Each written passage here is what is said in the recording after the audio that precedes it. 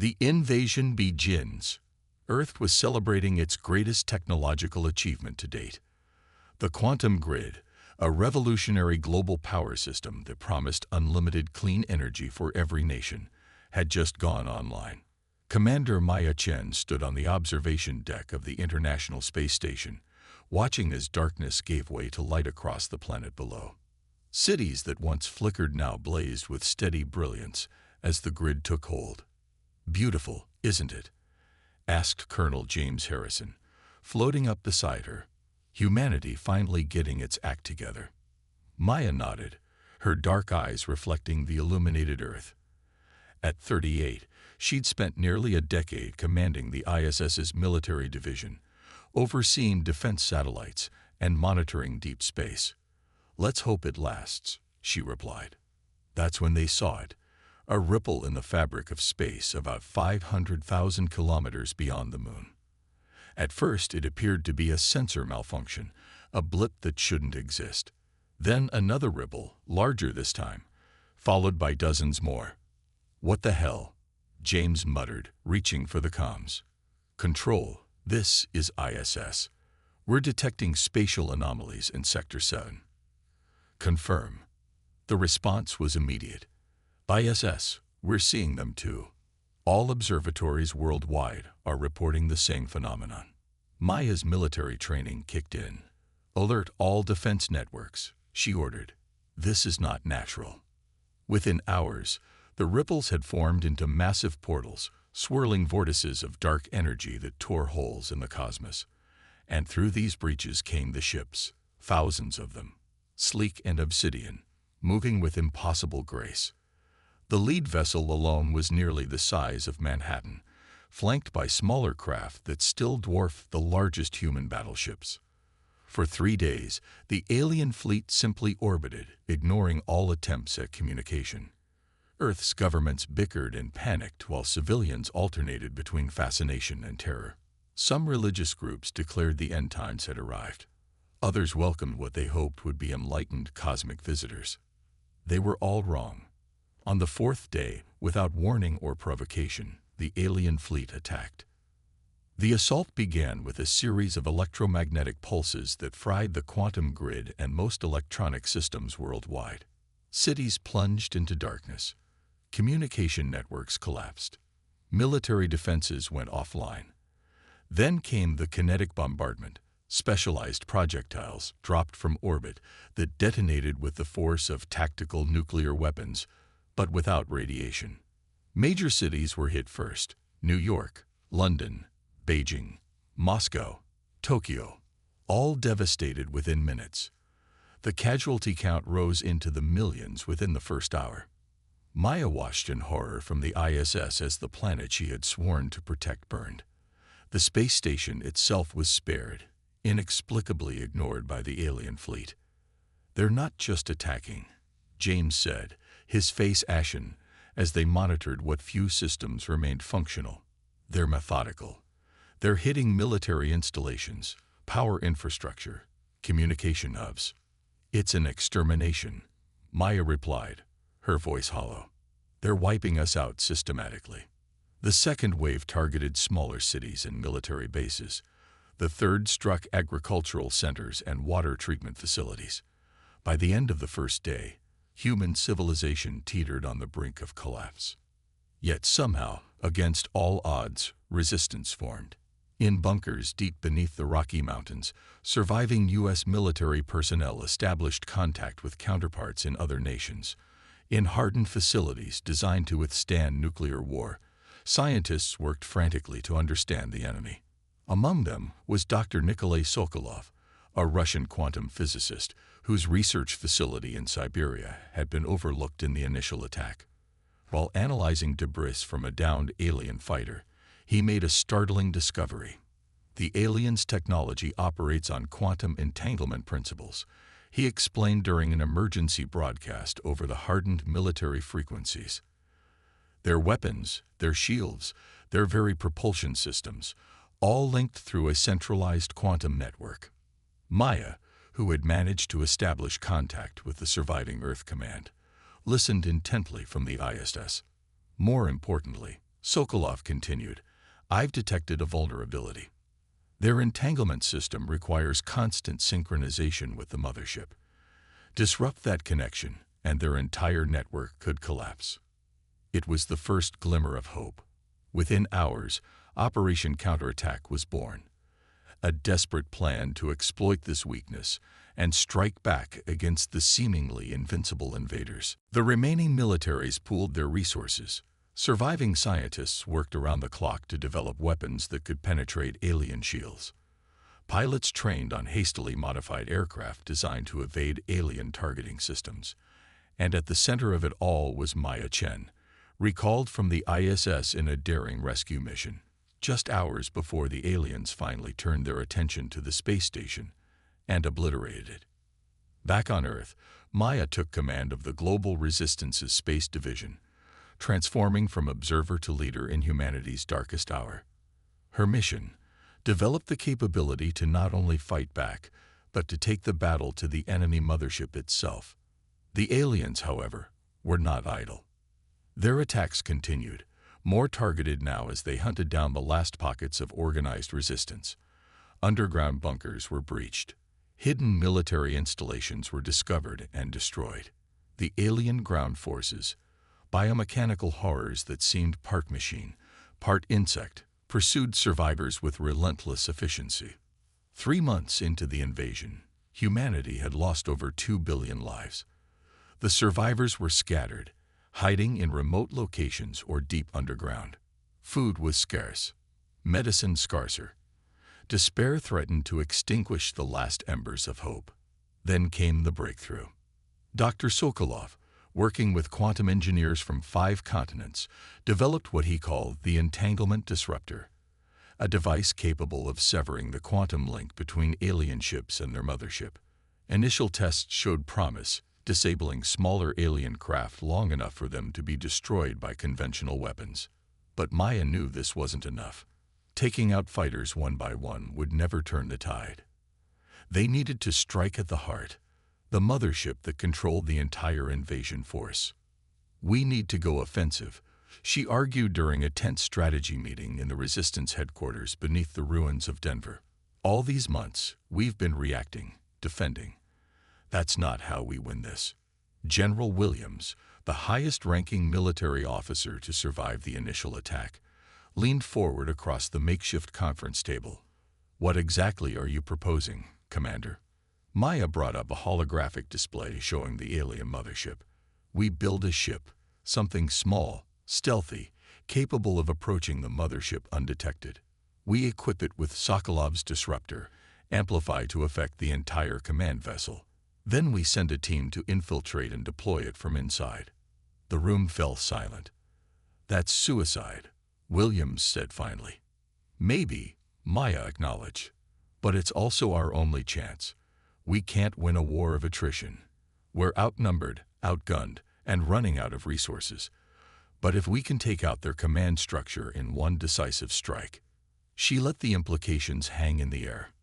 After hours of debate, the plan, codenamed Operation Thunderbolt, was approved. Over the next month, surviving aerospace engineers worked tirelessly to retrofit the last remaining space shuttle with alien technology salvaged from downed ships. Dr. Sokolov and his team built a more powerful version of the entanglement disruptor, capable of affecting the massive mothership. All they needed now was a crew willing to embark on what most considered a one-way mission. Maya stepped forward without hesitation. "I'll lead the mission," she declared. "This was my plan. I'll see it through." Volunteers came forward, the best pilots, engineers, and soldiers remaining. They trained relentlessly, preparing for every contingency they could imagine. Yet all knew that no training could fully prepare them for what awaited aboard an alien vessel. The day before launch, Maya stood alone on a hill overlooking the hidden launch facility in what had once been Yellowstone National Park. The land was scared from alien bombardment, forests reduced to ash. In the distance, an alien patrol ship drifted lazily, its sensors seeking out any human activity. Tomorrow, they would either change the course of the war or join the billions already lost. Maya watched the sunset paint the ruined landscape in hues of gold and crimson. Whatever happened, humanity would not go quietly into extinction. They would fight. They would strike back. And somewhere in the stars above, their enemy would learn that humans were not so easily erased from existence. As night fell, Maya made her way back to the launch facility. The shuttle, now designated Thunderbolt, was ready. Her team was ready. In 12 hours, they would ascend beyond Earth's atmosphere and set course for the mothership. The greatest counterattack in human history was about to begin. Humanity's vengeance. Maya Chen had never seen a more beautiful or terrifying sight. From the cockpit of the Thunderbolt, Earth appeared as a wounded sphere, once vibrant continents now scarred with impact craters and burning cities. And beyond, dominating the viewport, loomed the alien mothership, a massive structure of impossible geometries and shifting, obsidian surfaces. "Final systems check," she ordered, her voice steady despite the gravity of their mission. "Stealth systems." "Online," replied Dr. Sokolov, who had insisted on joining the mission to operate the entanglement disruptor personally. "The alien hull material we salvaged is masking our energy signature." "Weapons." "Limited but operational," answered Lieutenant Riya Patel, their weapons specialist, "though they won't do much against something that size." "They don't need to," Maya reminded them. "We're not here to outgun them. We're here to outsmart them." The 6-person crew of the Thunderbolt represented the last, best hope of humanity, a desperate gambit to strike at the heart of the alien invasion force. Alongside Maya, Sokolov, and Riya were Captain Marcus Wade, their pilot, Sergeant Jackson Chen, no relation to Maya, their security specialist, and Dr. Layla Okoro, xenobiologist, and the team's medical officer. Approaching optimal insertion point, Marcus announced, hands dancing over controls that merged human technology with salvaged alien interfaces. "Their patrol grid has a 3-minute gap. We'll need to time this perfectly." Maya nodded. "Take us in." The Thunderbolt accelerated, slipping between massive alien vessels that remained oblivious to its presence. The ship's hull, retrofitted with the same material as the alien crafts, rendered them nearly invisible to enemy sensors. Still, all that would take was one visual sighting, one random scan, and their mission would end before it began.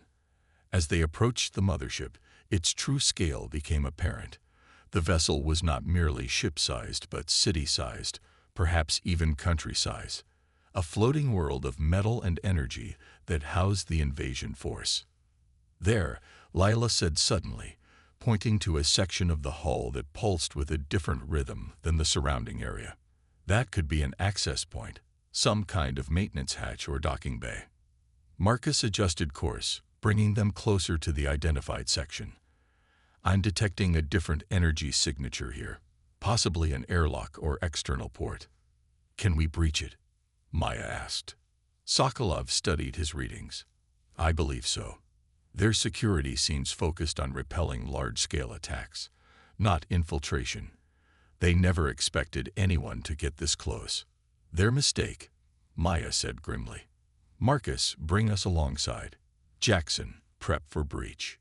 The Thunderbolt edged toward the massive vessel, dwarfed by its shadow. Jackson activated the breaching mechanism, a hybrid tool created from human ingenuity and reverse-engineered alien technology. With a hiss of compressed air, the device latched onto the mothership's hull and began cutting through. Alarms blared suddenly inside the Thunderbolt. "We've been spotted," Marcus shouted, yanking the controls. "Defense system activating." A beam of energy lanced out from the mothership, narrowly missing their vessel. The Thunderbolt shuddered as Marcus executed evasive maneuvers, fighting to maintain position near the breach point. "How much longer?" Maya demanded, bracing herself against the bulkhead. 30 seconds, Jackson replied, eyes fixed on the breaching mechanism's progress. Another energy beam streaked past, closer this time. The mothership was adjusting, learning their movement patterns. The next shot would not miss. "Got it." Jackson announced as the breaching device carved through the final section of hull. "We're in.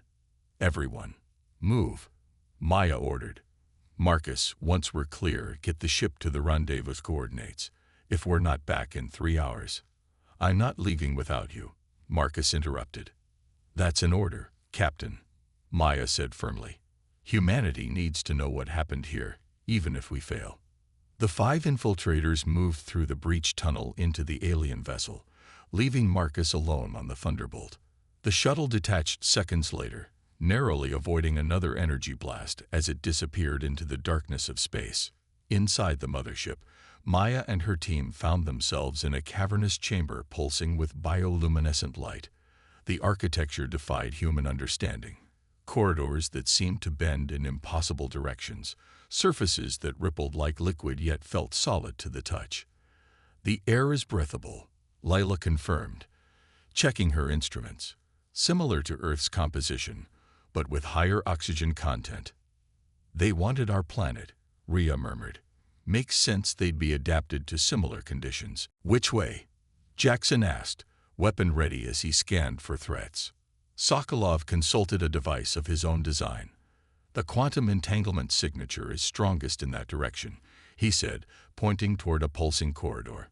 "That must be their central command nexus." They moved cautiously through the alien vessel, encountering surprisingly few guards.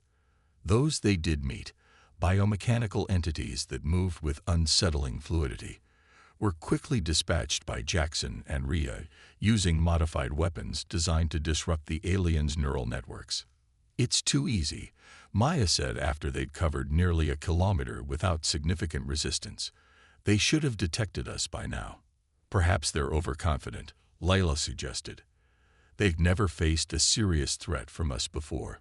"Or it's a trap," Jackson countered grimly.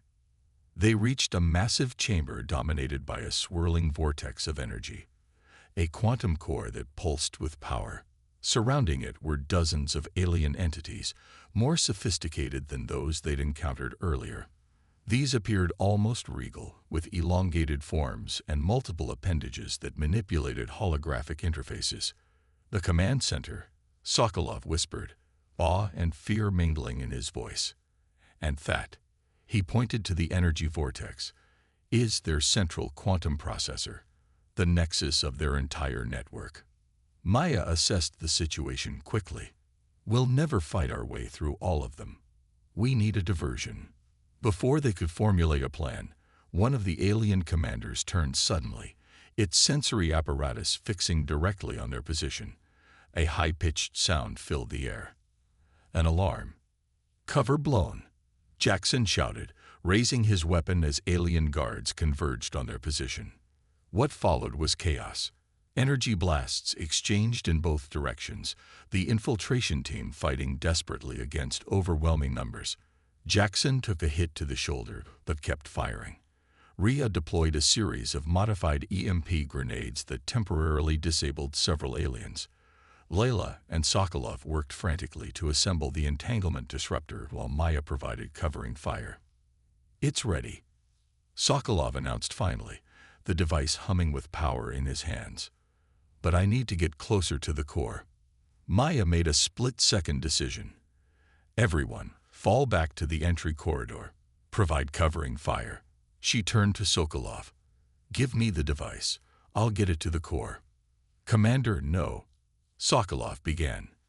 "That's an order," Maya snapped, taking the disruptor from his hands.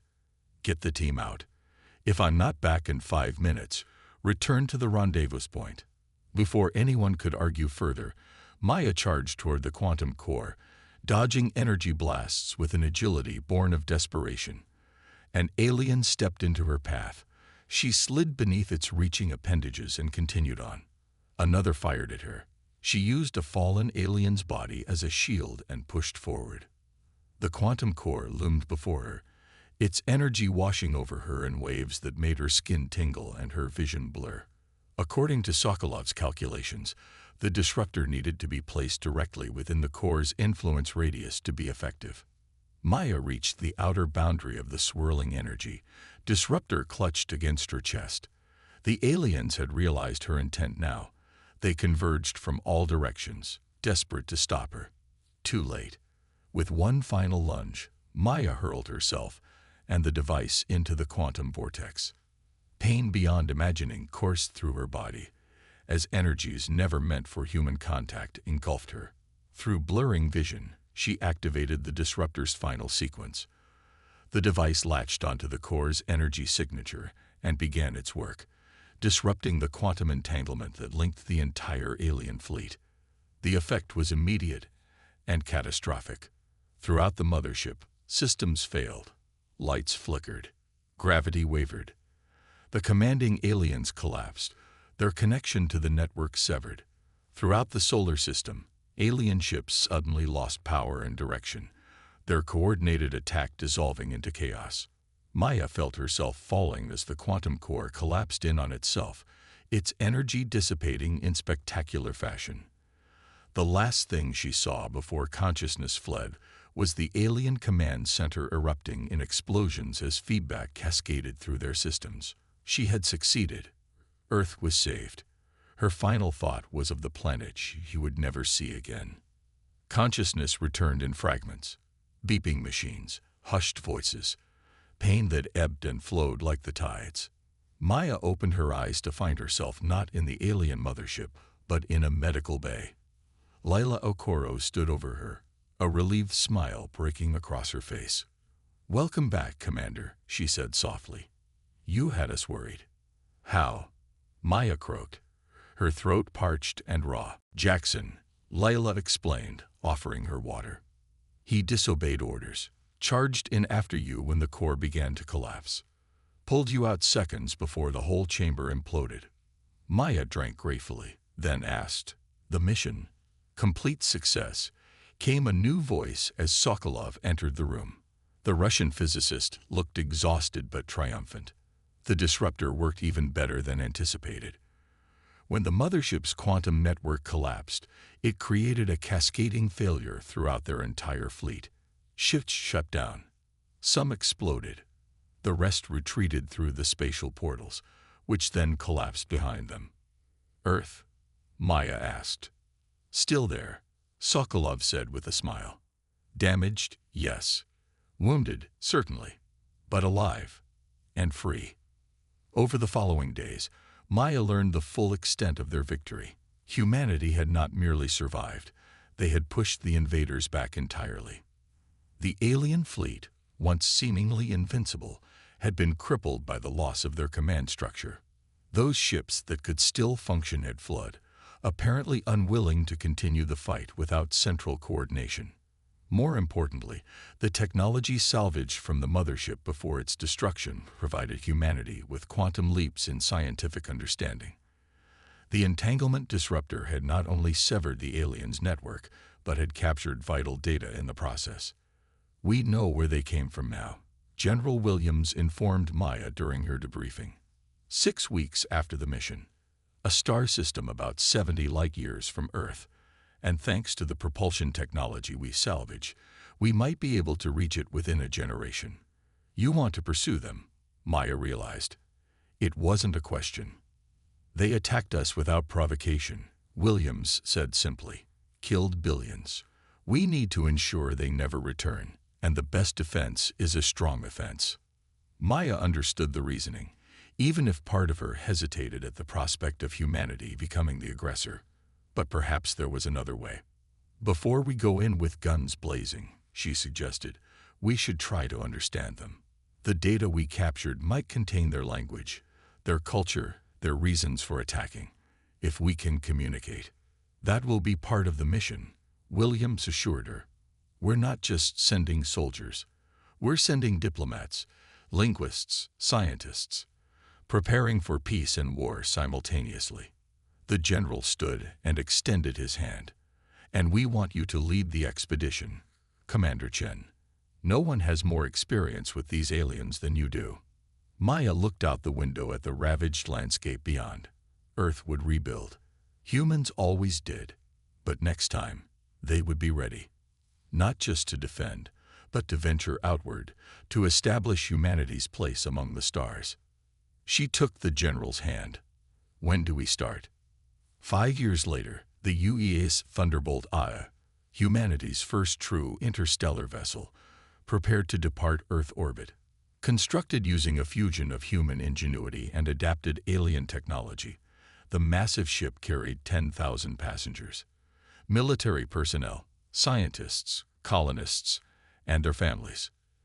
Their mission: establish a forward base in a neighboring star system, then prepare for the eventual journey to the aliens' homeworld.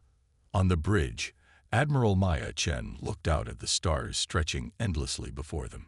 The aliens had sought to wipe humanity from existence, believing them weak and primitive. Instead, they had accelerated humanity's advancement by centuries and united Earth's fragmented nations under a common purpose. Course plotted, Admiral, announced her navigation officer. Ready when you are. Maya nodded, her gaze still fixed on the stars that were no longer unreachable. Take us out, Captain. Humanity has an appointment to keep. The massive engines hummed to life, and the Thunderbolt I surged forward, carrying the future of the human race into the depths of space. The aliens had tried to wipe them out. Now humanity was bringing the fight to their homeworld. Not just for vengeance, but for something greater, to claim their rightful place among the civilizations of the cosmos. The journey had just begun.